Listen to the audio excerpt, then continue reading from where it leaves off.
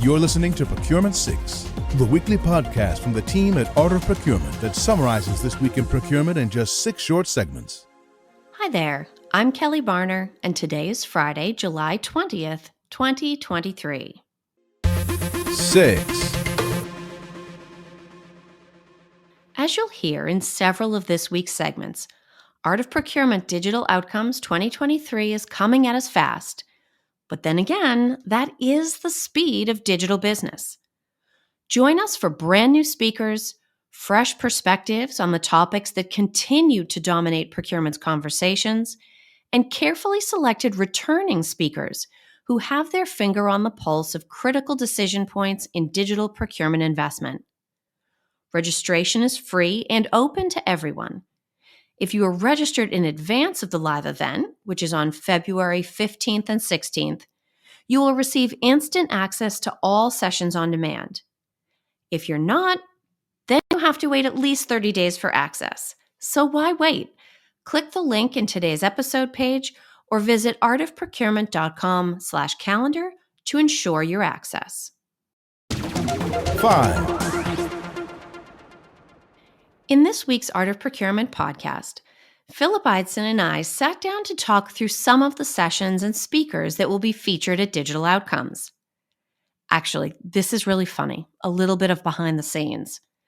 Phil and I have been podcasting for so long and working together for so long that these episodes we do together are nearly 100% spontaneous ad-lib.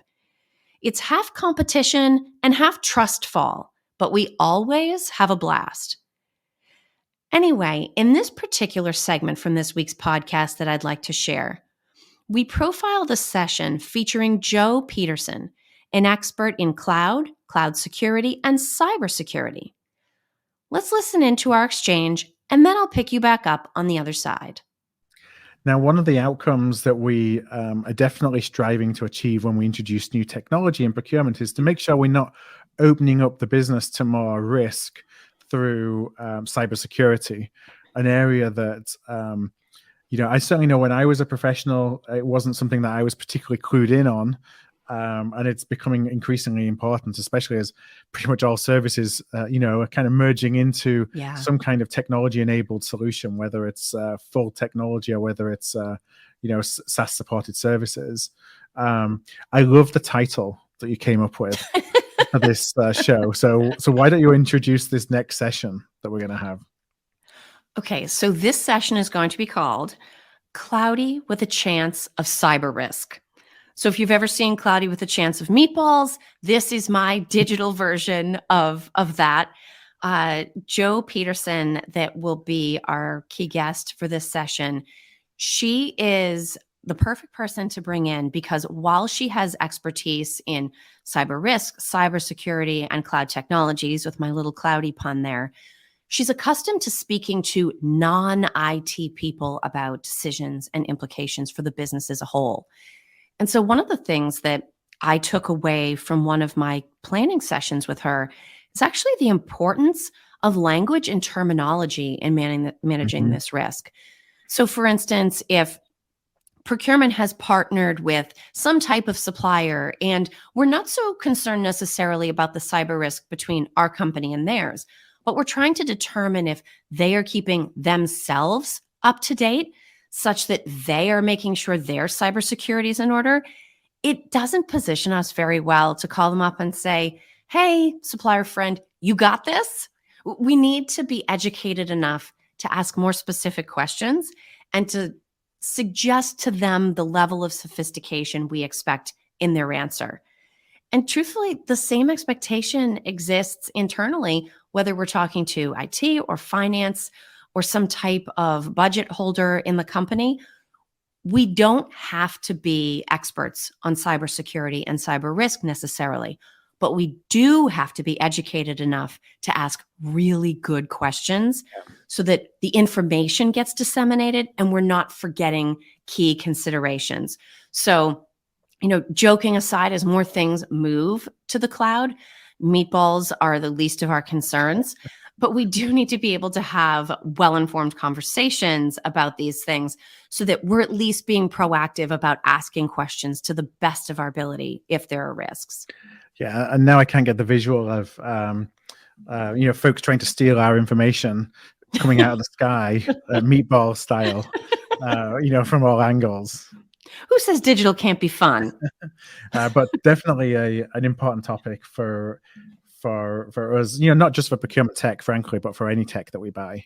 Absolutely. And how we support that. And as the business obviously scales its focus on cybersecurity, what role can we play in that? More than just having a questionnaire that we hand off to cybersecurity folks to do an assessment on and then hand back a red, yellow, or green rating.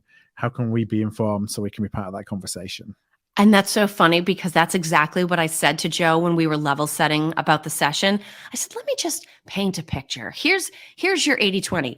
80% of the time, procurement's interaction with cybersecurity is taking a questionnaire that IT or InfoSec probably created for us, sticking that template into our RFP, having the suppliers fill it out, exporting it, and sending it to IT to review. As long as they don't call us up and say, whatever you do, don't work with this company, we're kind of assuming we're all set, but hope is not a strategy. Yeah. And so, certainly this is sort of like we talk about category expertise. If that exists in the business, we need to be smart about leveraging it, but it also can't be a direct pass through. We need to be a little bit more heavily involved in that than most of us probably are today. Okay, now be honest. How many of you listening in have done exactly what Phil and I described with that InfoSec questionnaire in your RFPs? Yep, that's what I thought. But it's okay. We're all learning and growing together. Join Joe Peterson and all of our amazing speakers on February 15th and 16th by registering for Digital Outcomes today. 4. It is one thing to talk about the importance of preserving the environment, and it is another to take meaningful and measurable action to drive change. Corporate sustainability programs are often started in response to consumer demand, but in order to be successful long-term, they need backing from innovative, disruptive thinkers willing to take risks and blaze new trails. In this week's episode of the Sourcing Hero podcast, I was joined by Ian Arthurs, the founder and CEO of Circular.co, a supply chain platform designed to close the gap between supply and demand for recycled goods and plastics. If you're not already a subscriber to the Sourcing Hero podcast, a collaboration between Art of Procurement and the team at Una, I highly recommend that you check it out. Then again, I'm hardly objective. Look for it wherever you listen to podcasts. This is Procurement 6 from Art of Procurement. To get notified every time an episode is published, go to artofprocurement.com/subscribe. 3. In last week's edition of the Procurement Buzz newsletter on LinkedIn, I shared one of my favorite stories from my days in consulting. It is called Find the Hat, and here it is. Once upon a time, a man went on a business trip to someplace warm and sunny. While he was there, the sun was really bothering him, so he bought a hat at a local shop. When the trip was over, he added the hat as a line item to his expense report and submitted it to his company for payment.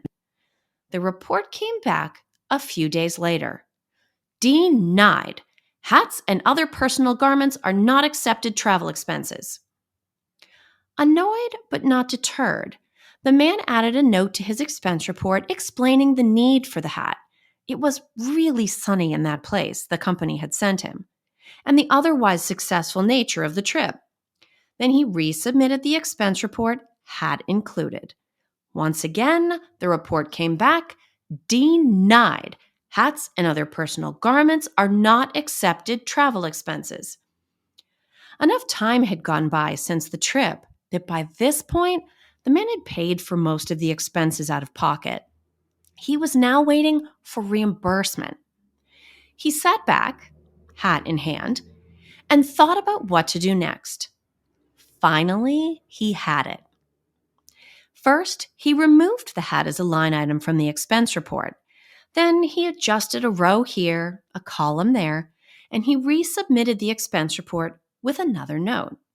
This time, the note read, "Find the hat." This story never fails to crack me up. How often does procurement think we can get people to follow a nice, tight process only to have them zig or zag unexpectedly? That's the thing about user experience. If you don't create a good one, you're going to spend all of your days searching for other people's hats. Check out the rest of the newsletter and consider subscribing using the link in today's show notes. 2.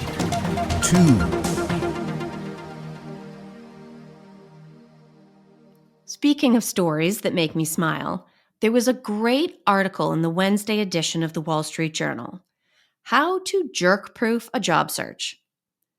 If you've ever read The Art of Procurement Team Values, you know that no jerks is rule number 1. But what about when you're interviewing for a job and everyone is on their best behavior? How do you know when people are really nice and when they are jerks in disguise? The article provides a few helpful tips. Ask very specific questions, including definitions. So, what does micromanaging mean to you? Or tell me specifically about your corporate culture. Don't be afraid to insist upon an in-person meeting if the job change is a big one. There are few substitutes for seeing someone face-to-face and catching all of the body language that a Zoom meeting might not capture. And finally, ask to speak with a current employee or two. Or if you can't do that, check out a site like Glassdoor. Where there is smoke, there is usually fire, and it's better to catch those early warning signs before you are in the position than after. There's a link to the full article in the show notes if you'd like to read it. 1. Last but not least, we have 2 AOP Live sessions scheduled for the coming weeks. On January 25th, the team from Zip will join us to share their predictions for 2023, a gutsy move given the amount of unpredictability and disruption we've had the last few years. And then after that, the vendor, that's VENDR, the vendor team will join us on February 7th to talk about shadow spend, that mysterious and evasive tech spend that always seems to be beyond procurement's grasp. Go to artofprocurement.com/calendar to find these and future events we add to the schedule. Thanks for listening. We'll be back next Friday at 6 a.m. U.S. Eastern Time. If you've enjoyed this pod, help us grow and tell your peers to search for Procurement 6 wherever they get their podcasts.